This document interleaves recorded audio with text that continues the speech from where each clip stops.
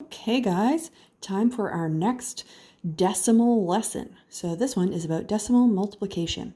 So as always, we're going to do our calculation and we're going to have an estimate. And we need to compare those to see if your calculation makes sense. So as you can see, this is different from addition and subtraction because I do not have to line up my place values and I don't have to line up my decimals. And remember in French, the decimal is a comma. So, all right. I'm going to look at my 3. The tenths is 0, so that's going to stay a 3 for my estimate. Okay, 7. The next digit is an 8. That's 5 or above, so that's going to round up to an 8. That means my estimate is 24, so my answer has to be close to 24. So let's calculate. 1 times 8 is 8. 8 times 4 is 32. I'm keeping my places in line. 8 times 0 is 0. But we have this little 3 we need to add on.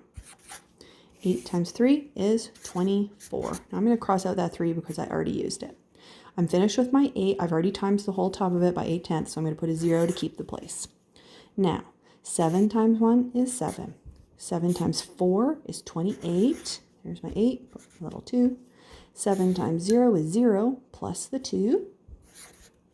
And 7 times 3 is 21.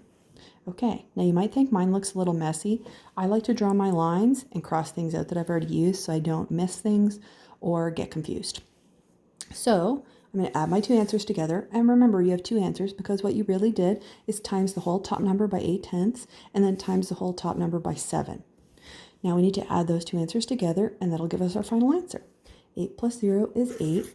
2 plus 7 is 9. 3 plus 8 is 11. Carry your 1. 1 plus 4 plus 2 is 7. 2 plus 1 is 3. And 2 plus nothing is 2. All right. Now, I'm going to look at my estimate. Where does it make sense to put the decimal?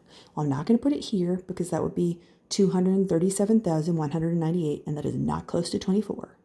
I'm not going to put it here because 237 is still not close to 24. I'm going to put it right here because 23 and 7,198 10,000ths is close to 24. Okay, so that's how you do decimal multiplication. Don't forget to do an estimate.